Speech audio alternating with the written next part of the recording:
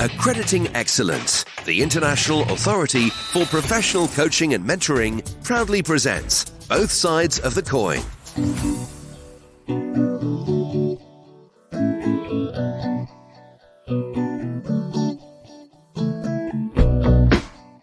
Several years ago, I was leading a weekend retreat with 5 people, ages ranging from 17 to 70 years.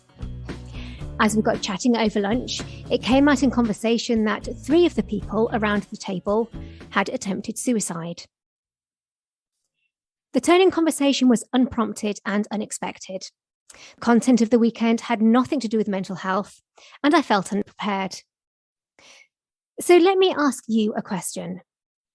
As a coach, how aware are you of some of the signs that a client may be considering self-harm?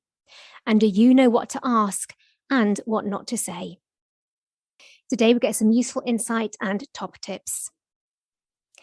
Welcome to Both Sides of the Coin, a podcast produced by the IAPC and M.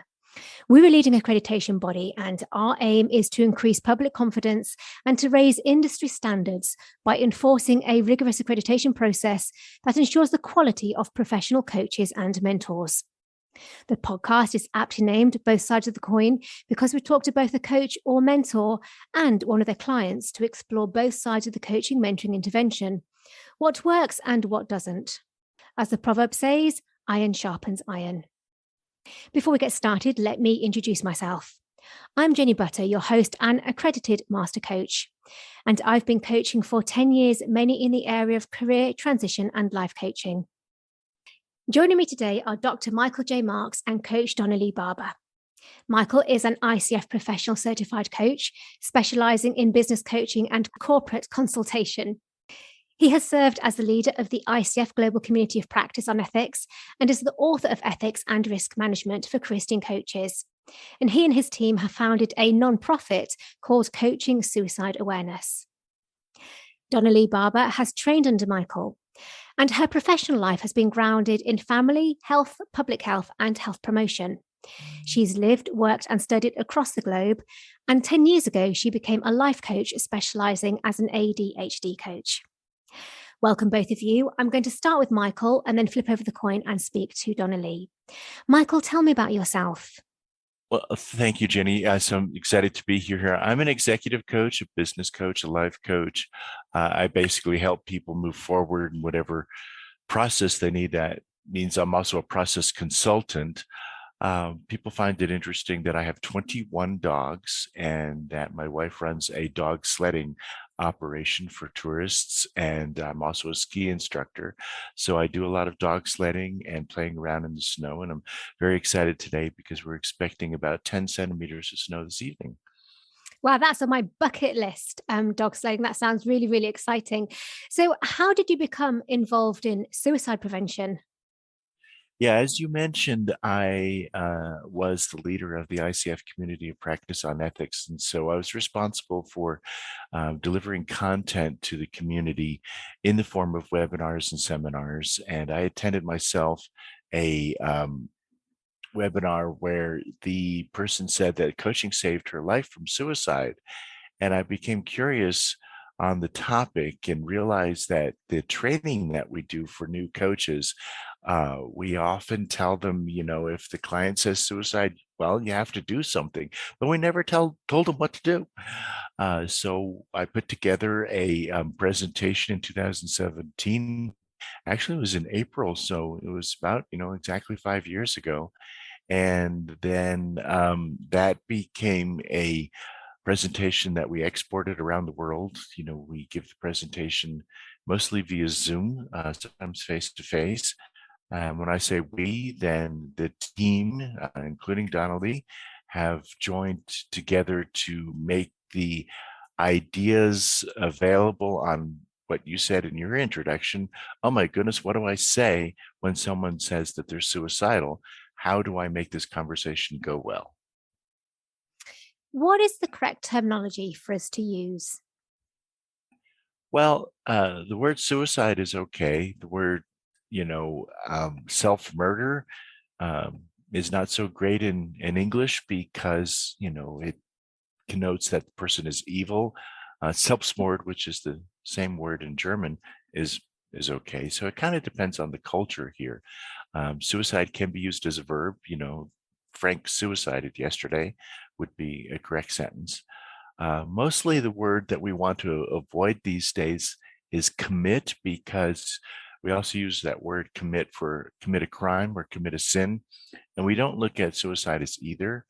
Part of the strange vocabulary in our lingo is if somebody actually dies, we say they're successful or unsuccessful if they didn't die. So that's kind of strange here. And we often use the word, like I said, complete suicide when we refer to statistics. There's a 13 out of 100,000 rate of completions. So, as coaches, when we work with clients who we suspect may be having suicidal thoughts, what process should we follow? Really great question, because the first thing that happens when you sense that there might be suicide is to ask the question. And you can, ask a very poor question like, "You're not thinking of killing yourself, are you?" And, if you ask it in that negative way, it's likely the person will say, "Oh, no, no, no, I'm just, going through a hard time." So the good way to approach it is, what is your perspective? And we like to, dive into, are you thinking about suicide? Tell me about it. And then have the person open up and talk as much as possible. Research shows, and our experience also shows, that when you talk and they openly and vulnerably communicate where they're at, the longer you talk, the less likely they are to complete the suicide. So really, the key to a good suicide intervention is just listening. And, coaches are trained to listen, so they become excellent interventionists. And we just need to, add a few things to the conversation so that they can ultimately get referred to the best help possible for their situation. But listening is the key. So, please, can you give us some other key questions that we can ask? Yeah. So the leading question is, are you thinking about suicide? I like a yes or a no question because it's easy for the person to answer. We're not talking about, coaching exploration here. We're talking about assessing, is there a risk right now? So have you been contemplating death? Maybe a little bit more, abstract, but getting the person to go in that direction. A lot of times there's this hopelessness coming out of the conversation, and you might respond with a question, what do you mean when you say that you wish it were all over, or you wish it would all end? Have you been considering killing yourself? And like I said, not a good question is, you're not thinking of hurting yourself. That's, kind of odd, because people would say, oh, I just want to kill myself. I would never hurt myself. I'm never really sure what the logic is when people say that, but it often comes forward that way. And so, which other questions are not appropriate for us to ask? Well, it is not appropriate to really just go into a therapeutic mode beyond just talking about it. In other words, if you started speculating on what mental conditions they have, you've crossed the line into therapy. And maybe you're qualified to actually do that. I'm sure that there's people listening here that are qualified counselors and therapists. But basically, you don't ask questions like, since you failed in the past, what do you think will make you successful this time? That type of thing that would actually encourage them to become better at the attempt. And Michael, when we do our coaching training, we're always told that coaching is active, that it should end with action points to move the people that we work with forward. So, what is appropriate in this situation? What steps should we be encouraging our client to take at the end of the coaching session, which are positive and helpful to them at this point in their lives? Right. You just used the word help. So we've worked that down to an acronym. Seek help from home, employer, local services, and professional. Home, your family and friends, fellowship groups, your employer. They might have a employee assistance program. Your coworkers, might be able to listen to you. Your boss might be able to give you time off. And you don't really need to reveal very much. Just say, I'm really going through a hard time, and it would be really great if I could have a couple days off. Local services, churches, clubs, self-help groups, a lot of people that are in this type of pain need a specific type of group to support them. And of course, professionals, doctors, mental health professionals. There are also many call-in lines that you can call in. I know there are a dozen different numbers in just England alone. So you'd have to pretty much have those things on the ready if you really want to help someone, so that you can make sure that they, have that number in front of them when they go into a dark place. And Michael, what follow-up is appropriate for us to take as a coach if we have a client who is talking about suicidal thoughts? This next 77 hours, I like to remember it in sevens, are relatively crucial, basically 3 days. So I just remember it for myself.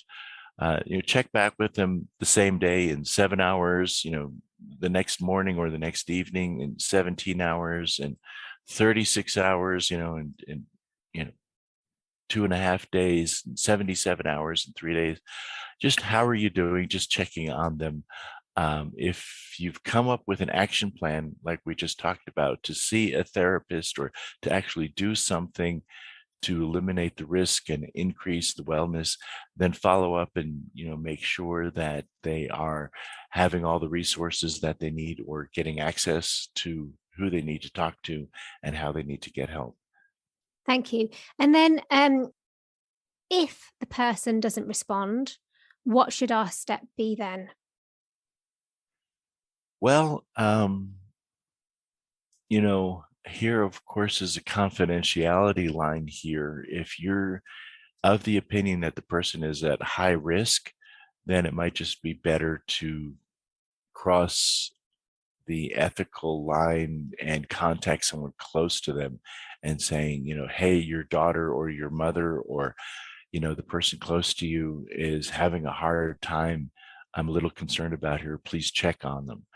Um, if it comes to the point where you really think that the person is at very high risk, then you should call emergency services.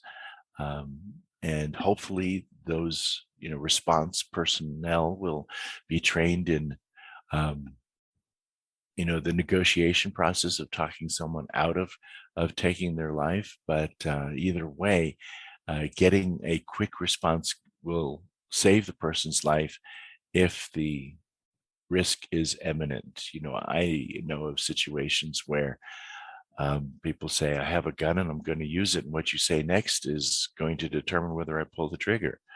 And that's pretty scary. So, you kind of need to have thought through that for yourself. In that particular case, the coach that gave me that example, she just breathed real deep and, said to the cosmos, help me. And she said to this particular person, I thought it was very, very intuitive. She said, something caused you to call me before you pulled the trigger. What was that? And that ensued a conversation which later, led to the person actually seeking therapeutic help. So, Michael, you have set up a not-for-profit and you run training for us to learn more about how to be aware of this within a coaching situation. Tell me more about that, please, and where we can find out more information.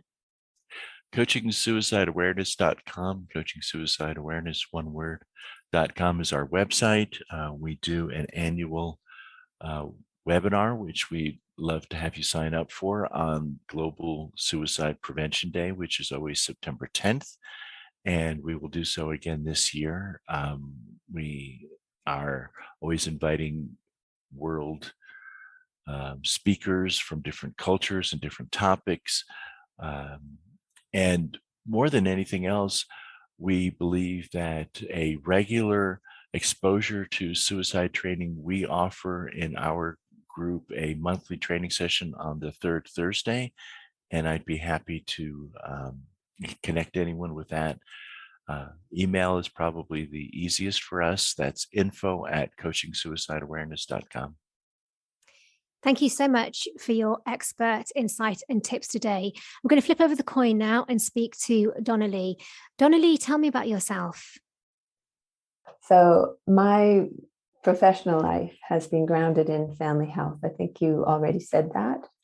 And I really became a life coach when I was working in Singapore.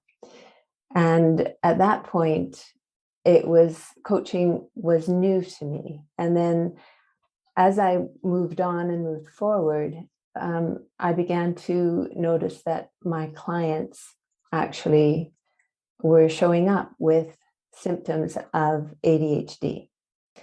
And that's when I decided to specialize as an ADHD coach. I was actually sensitized to suicide. I'm moving a little bit forward here. I was actually sensitized to suicide when my niece at 13 made a serious attempt on her life, and her friends were at school were cyberbullying her. And fast forwarding 6 years after that, at the age of 13, our daughter was diagnosed with ADHD, inattentive. And so that began my 20-year journey supporting adults and parents with children who had ADHD. And that all rolls into play where I'm consciously aware always that children, teens, and adults with ADHD are at elevated risk of suicide, strikingly higher, 5 times higher than those without ADHD.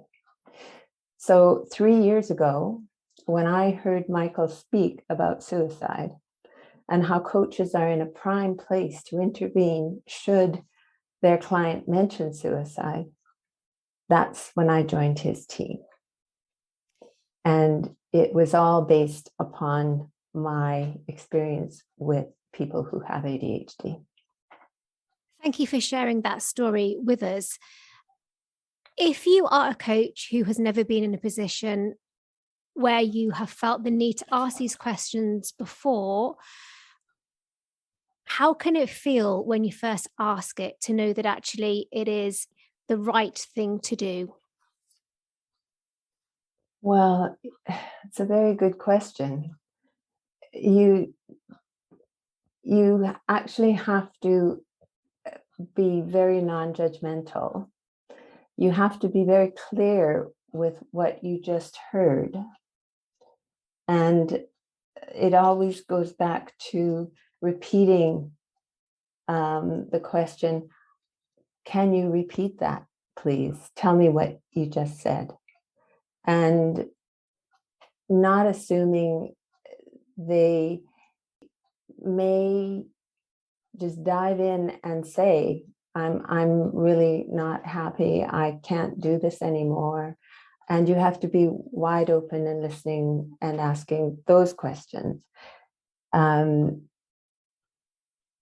of my clients showed up with a story that was actually delusional, just out of the blue for me. And that was difficult. So I ask these questions every single time when something comes up. And please, could you give us an insight into the types of responses we might expect, just so we can prepare ourselves where to go with it or what to say, depending on the different responses that people have when we first ask that question? Are you having suicidal thoughts? Sometimes it would not be a suicide issue. So I would possibly say, please don't be very offended. This is something that I do. And I would like to know more about what you're saying. Thank you. That's some really good advice. From your experience, what do you think is the one thing that we as coaches need to know or learn? Really to be open, to be non-judgmental, not make assumptions, and don't be afraid. You will be afraid, but don't be afraid to be afraid. And when you are really trying to determine what your next steps are, as in Michael's example, the woman who took her deep breath, that would be the biggest thing you can do, and use your intuition to move that your client forward in terms of giving them the opportunity and to hear that you're going to say, you can't ignore what they say. You have to keep them talking. You're glad that they came to you today, imagining what they would have done if they hadn't, or they hadn't called you. Thank you, Donnelea. Is there anything final, any piece of advice or wisdom or insight that you would like to share with us today? One of the things that I do, which has helped me, is I've actually made it a point to connect with them in my intake and ask for their next of kin details, just a telephone number. And in three specific situations, that was very helpful for me to track my client, to in terms of getting help for them, and another one in terms of finding the therapist who would be able to also help them. Reaching out when you've got a client on the phone is really hard to do. And so what I suggest to everyone is that they're very vulnerable, and listening is, we need to listen and keep them talking. Thank you so much for sharing your insight and stories and knowledge with us today, Donnelea and Michael. And if you want to find out more, then you can go to coachingsuicideawareness.com. We're confident that anyone who attains an international authority for professional coaching and mentoring accreditation will be among the very best that the profession has to offer. So if you're someone who's interested in having some coaching and mentoring and want to find an accredited coach, mentor, or training provider, or if you're a professional coach who's interested in becoming accredited, then please go to our website, coach-accreditation.services. And finally, if there's a topic that you would like me to cover on future episodes of Both Sides of the Coin, then I would love to hear from you. My email, jenny.podcast@coach-accreditation.services. Bye for now.